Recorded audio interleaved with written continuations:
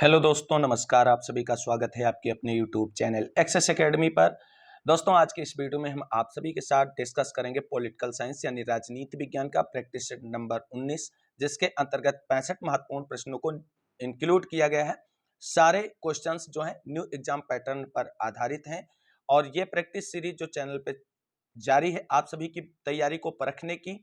ये आप सभी की आगामी परीक्षाओं जैसे TGT, PGT, LT grade, GIC प्रवक्ता, government degree college, assistant professor, Kendriya Vidyalaya संगठन, बिहार शिक्षक भर्ती के अंतर्गत टीजीटी, पीजीटी, मध्य प्रदेश के अंतर्गत वर्ग फर्स्ट की भर्तियों में के लिए तथा राजस्थान में आरपीएससी परीक्षाओं के लिए बहुत ही उपयोगी होने वाला है। साथियों, आप सभी को बता दें टीजीटी, पीजीटी और असिस्टेंट प्रोफेसर भर्ती परीक्षाएं उत्तर प्रदेश में जल्द ही आयोजित की जाएंगी। और उसके बाद आप सभी को बता दें, जैसा आज की खबरों में निकलकर सामने आया है कि एलटी ग्रेड शिक्षक भर्ती का विज्ञापन भी आप सभी को जल्द ही देखने के लिए मिलेगा। तो आप सभी लोग तैयारी अभी से बेहतर करते रहें, उसके लिए प्रैक्टिस सीरीज लगातार जारी है। इसी क्रम में जल्द ही आपको theoretical classes history and political science की भी मिलने वाली है। जिन साथियों ने अभी तक चैनल को सब्सक्राइब नहीं किया है, अगर आप बिल्कुल फ्री ऑफ कॉस्ट तैयारी करना चाहते हैं विदाउट टेंशन, तो चैनल को सब्सक्राइब कर लीजिए, बेल आइकन दबा लें, जिससे हमारे द्वारा अपलोड की गई वीडियो का नोटिफिकेशन आपको टाइमली मिलता रहे। तो आइए साथियों, शुरू करते हैं आज का वीडियो और देख लेते हैं राजनीति विज्ञान, जिसे नागरिक शास्त्र के नाम से भी जाना जाता है, उसका प्रैक्टिस सेट नंबर 19 और देख लेते हैं इस इंपॉर्टेंट प्रैक्टिस सेट के क्वेश्चंस नंबर 1 को और कौन सा प्रश्न पहले नंबर पे रखा गया है। पहला प्रश्न है दोस्तों, सामाजिक समझौते के लेखक यह सिद्ध करना चाहते हैं कि राज्य सर्वशक्तिमान है। ऑप्शन बी, राज्य सदैव सही होता है। ऑप्शन सी, राज्य को मनुष्यों ने बनाया है। ऑप्शन डी, राज्य समाज में पहले का है। तो साथियों, आप सभी लोग जानते हैं राज्य की उत्पत्ति के सामाजिक समझौते सिद्धांत के प्रतिपादकों का यह मानना है कि राज्य को मनुष्यों ने बनाया है। इस प्रकार इस प्रश्न का right answer option number C होगा। अगला प्रश्न है, यह किसने कहा था कि जो सामान्य इच्छा का अनुपालन नहीं करेगा उसे स्वतंत्र होने के लिए बाध्य किया जाएगा। Option A Locke, option B Hobbes, option C Spencer और option D Rousseau. Right answer आपका ऑप्शन नंबर डी होगा। सामान्य इच्छा सिद्धांत का प्रतिपादन रूसो महोदय के द्वारा किया गया है। इस प्रकार इस प्रश्न का right answer option number D होगा। अगला प्रश्न है, राज्य की उत्पत्ति के विकासवादी सिद्धांत का सहायक कारक क्या है। ऑप्शन ए रक्त संबंध, ऑप्शन बी स्वाभाविक सामाजिक प्रवृत्ति, ऑप्शन सी दो ए और बी दोनों, ऑप्शन डी उपयुक्त में से कोई नहीं। राइट आंसर आपका ऑप्शन नंबर सी होगा।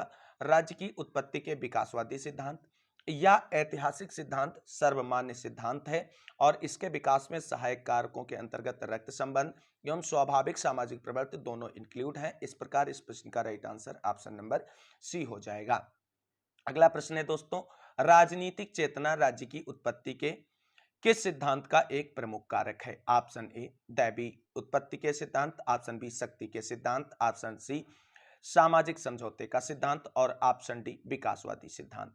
साथियों, राजनीतिक चेतना जो है वो राज्य की उत्पत्ति के विकासवादी सिद्धांत का प्रमुख तत्व है और इस प्रकार से इस प्रश्न का right answer option number D बनेगा। अगला प्रश्न है दोस्तों, मोहम्मद अली जिन्ना ने द्वि राष्ट्र के सिद्धांत को निम्नलिखित वर्ष में प्रतिपादित किया था। अर्थात इस प्रश्न को इस तरीके से भी पूछा जा सकता है कि मोहम्मद अली जिन्ना ने द्वि राष्ट्र के सिद्धांत को किस वर्ष प्रतिपादित किया था। Option A 1920, option B 1928, option C 1940, option D 1946।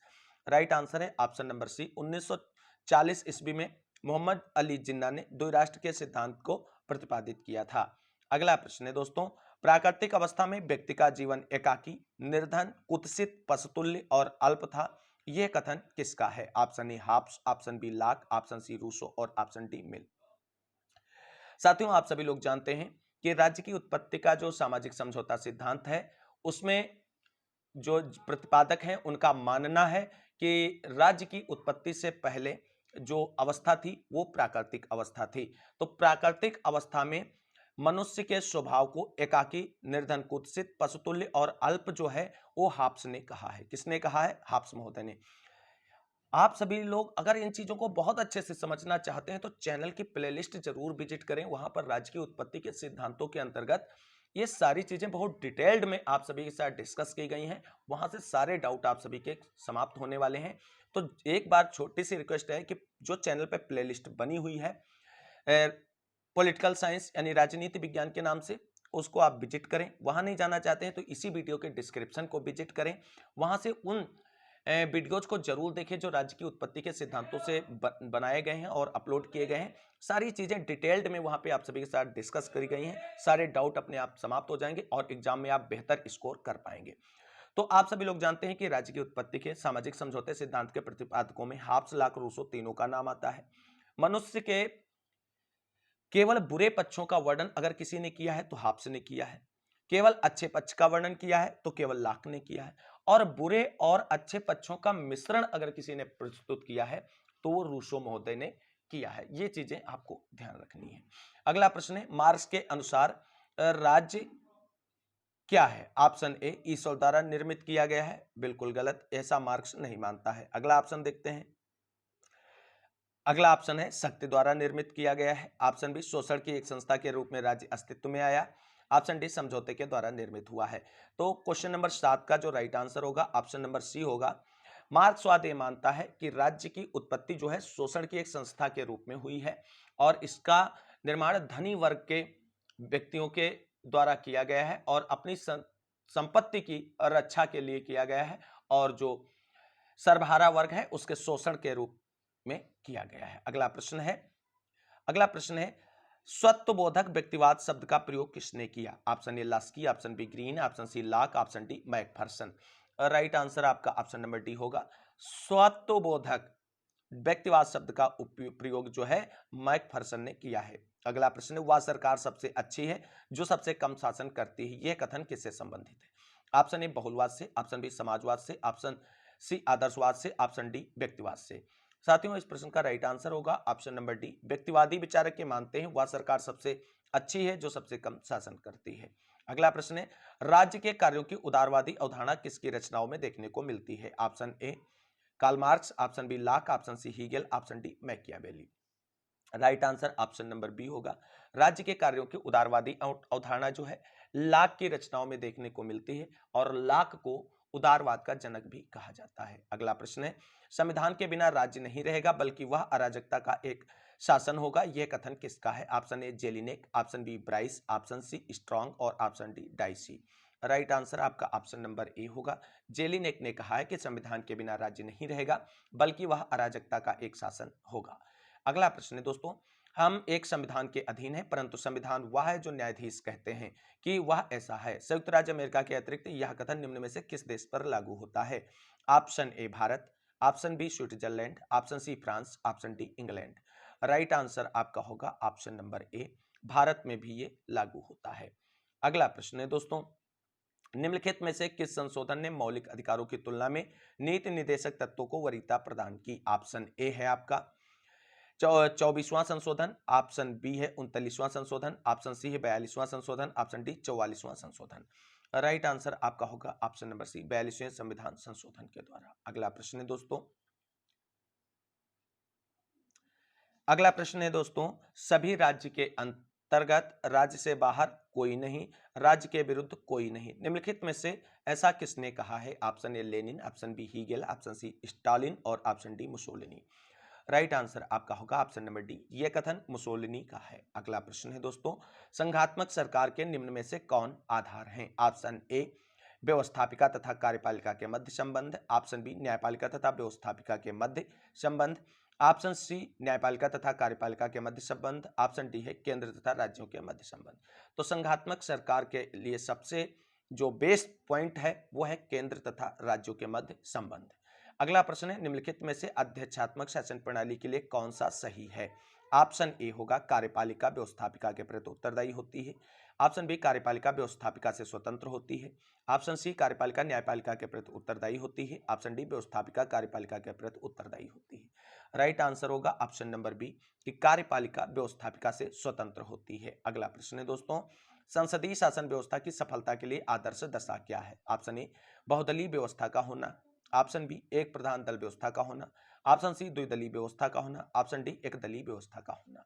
Right answer होगा ऑप्शन नंबर सी 17 द्विदलीय व्यवस्था का होना। अगला प्रश्न है दोस्तों, संघीय व्यवस्था में किस संस्था को संविधान का संतुलन चक्र माना जाता है? ऑप्शन ए व्यवस्थापिका, ऑप्शन बी मंत्रिपरिषद, ऑप्शन सी न्यायपालिका, option D press. Right answer आपका होगा ऑप्शन नंबर सी, न्यायपालिका को संविधान का संतुलन चक्र माना जाता है। अगला प्रश्न है, निम्नलिखित में से कौन संसद के किसी भी सदन की कार्रवाई में सहभागी हो सकता है?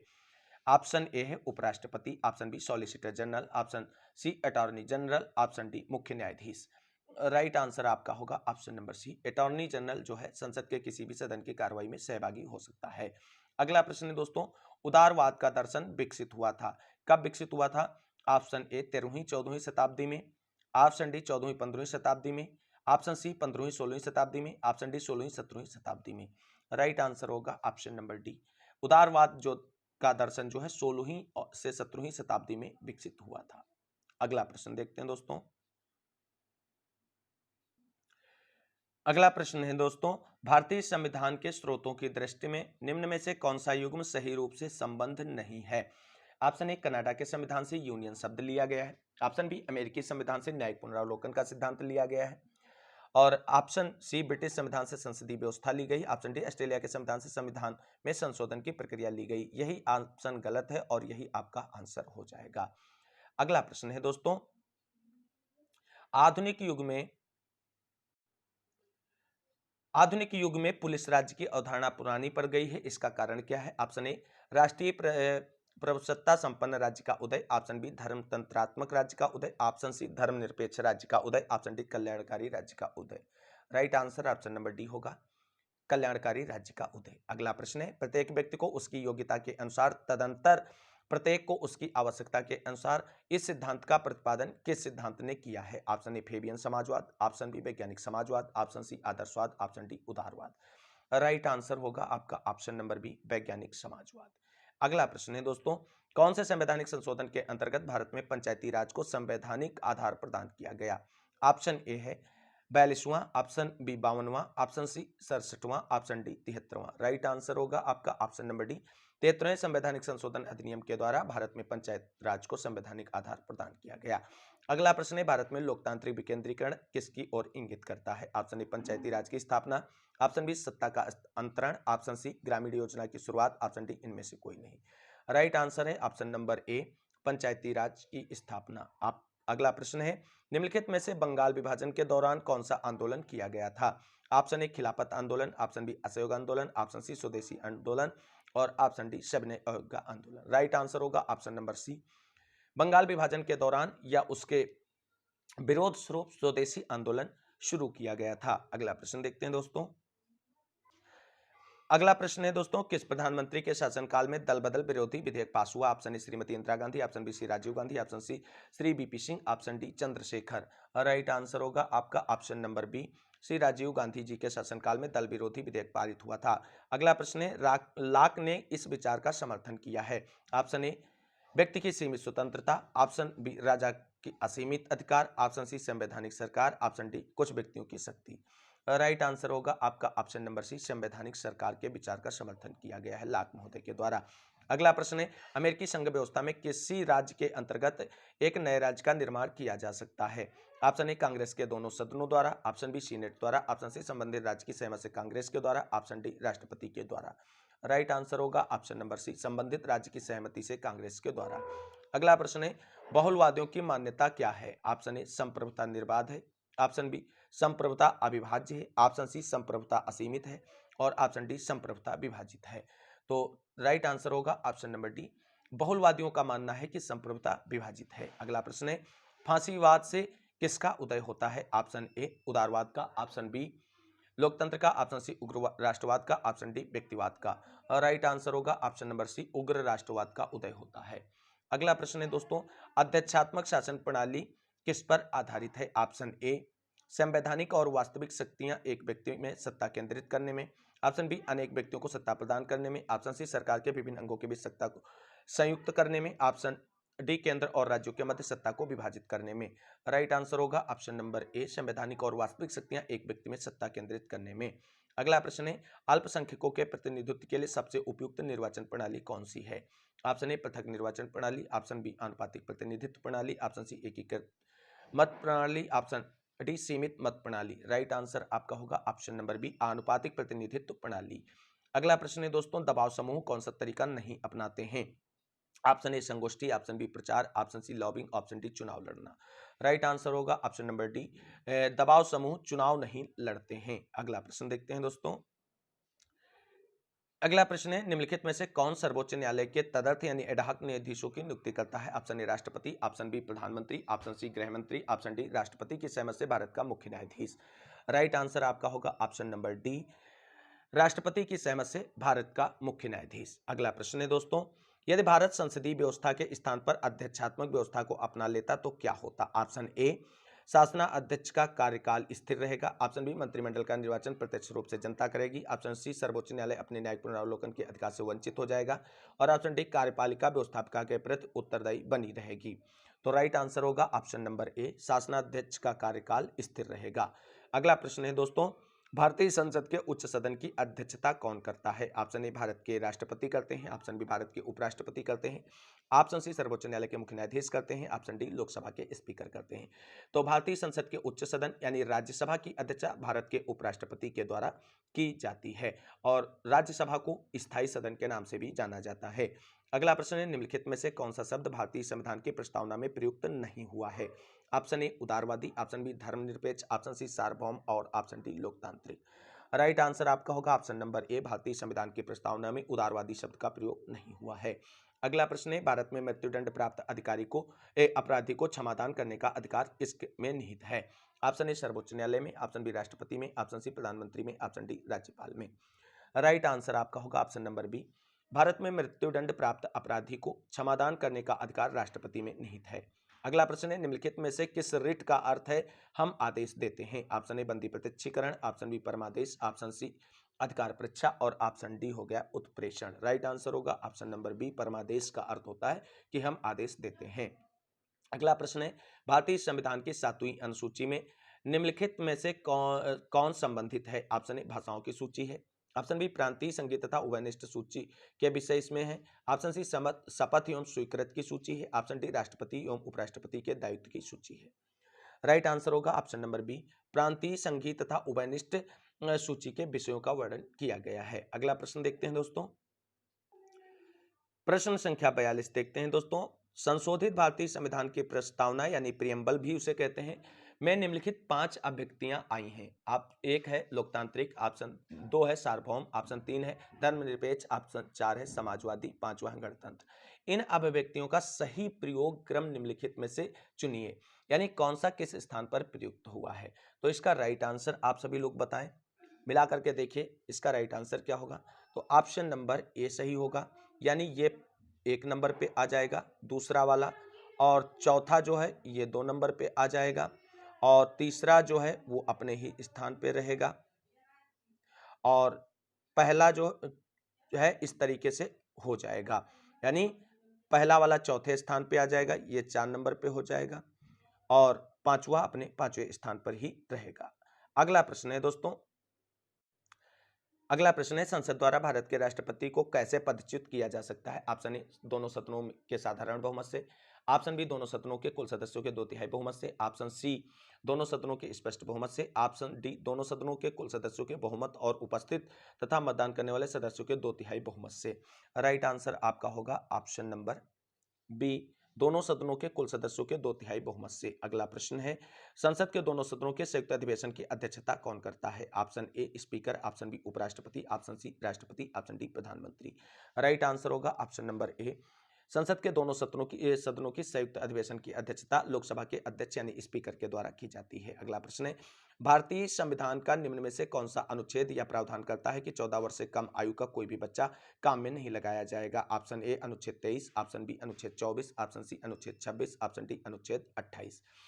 राइट आंसर होगा ऑप्शन नंबर बी, अनुच्छेद 24 के अंतर्गत ऐसा प्रावधान देखने को मिलता है। अगला प्रश्न है, भारत सरकार का प्रथम कानून अधिकारी कौन है? ऑप्शन ए सर्वोच्च न्यायालय के मुख्य न्यायाधीश, ऑप्शन बी कानून मंत्री, ऑप्शन सी भारत का अटॉर्नी जनरल, ऑप्शन डी सचिव कानून तथा न्याय विभाग। राइट आंसर होगा ऑप्शन नंबर सी, भारत का अटॉर्नी जनरल भारत सरकार का प्रथम कानून अधिकारी होता है। अगला प्रश्न है, निम्न में से किस मामले में सर्वोच्च न्यायालय ने संसद को मूल अधिकारों में संशोधन करने से रोक दिया था?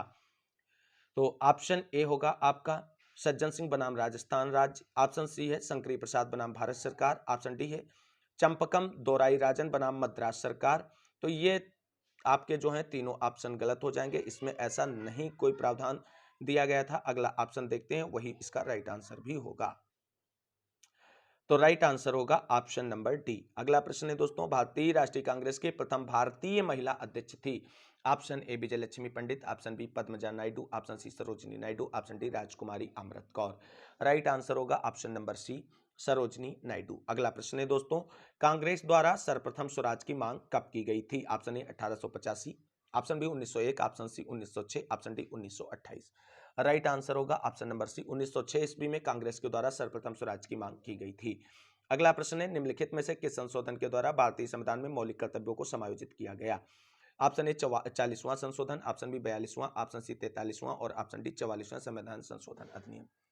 Right answer option number B होगा, 42वें संवैधानिक संशोधन अधिनियम के द्वारा भारतीय संविधान में मौलिक कर्तव्यों को समायोजित किया गया था। आप सभी लोगों के लिए एक प्रश्न यहाँ पे ड्रॉप कर रहे हैं, कमेंट करके उसका आंसर आप सभी को देना है कि भारतीय संविधान में मौलिक कर्तव्यों को किस समिति की सिफारिश पर और किस संविधान से लिया गया है और भारतीय संविधान में अडॉप्ट किया गया है।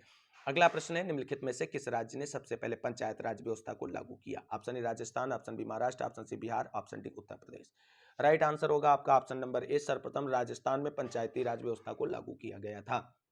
अगला प्रश्न है, योजना आयोग के पदेन अध्यक्ष कौन है? ऑप्शन ए राष्ट्रपति, ऑप्शन बी प्रधानमंत्री, ऑप्शन सी उपराष्ट्रपति, ऑप्शन डी संघीय योजना मंत्री। राइट आंसर होता है ऑप्शन नंबर बी, प्रधानमंत्री। आप सभी लोग जानते हैं कि योजना आयोग के स्थान पर वर्तमान में नीति आयोग कार्य कर रहा है और नीति आयोग का भी पदेन अध्यक्ष प्रधानमंत्री ही होते हैं।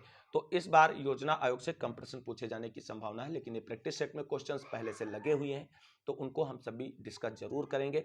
तो नीति आयोग को एक बार जरूर पढ़ के जाना है, आपके एग्जाम में कम से कम 2 क्वेश्चन वहां से आपको देखने को मिल सकते हैं। अगला प्रश्न है दोस्तों, निम्न जोड़ों में से कौन सा युग्म सही नहीं है? ऑप्शन ए साइमन कमीशन 1927 ईस्वी, ऑप्शन बी नमक सत्याग्रह 1930, ऑप्शन सी गांधी इरविन समझौता 1931, option B label plan 1944। Right answer होगा ऑप्शन नंबर डी, ये वाला बेबल प्लान 1944 में नहीं आया था और ये युग्म नहीं सही सुमेलित है। अगला प्रश्न है, यदि किसी मंत्री के विरुद्ध अविश्वास का प्रस्ताव पास हो जाता है तो उसे त्यागपत्र देना पड़ता है। ऑप्शन बी पूरी मंत्रिपरिषद को त्यागपत्र देना पड़ता है, ऑप्शन सी केवल मंत्री और प्रधानमंत्री को त्यागपत्र देना पड़ता है, ऑप्शन डी लोकसभा भंग कर दी जाती है। राइट आंसर होगा आपका ऑप्शन नंबर बी, पूरी मंत्रिपरिषद को त्यागपत्र देना पड़ता है।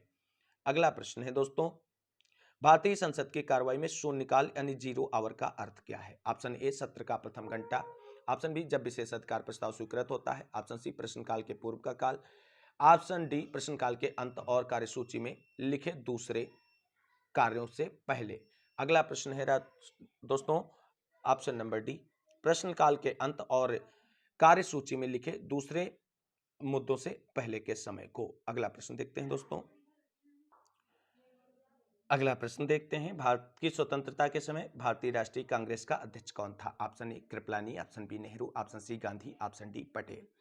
राइट आंसर होगा आपका option number A, J B Kripalani भारतीय राष्ट्रीय कांग्रेस के अध्यक्ष थे।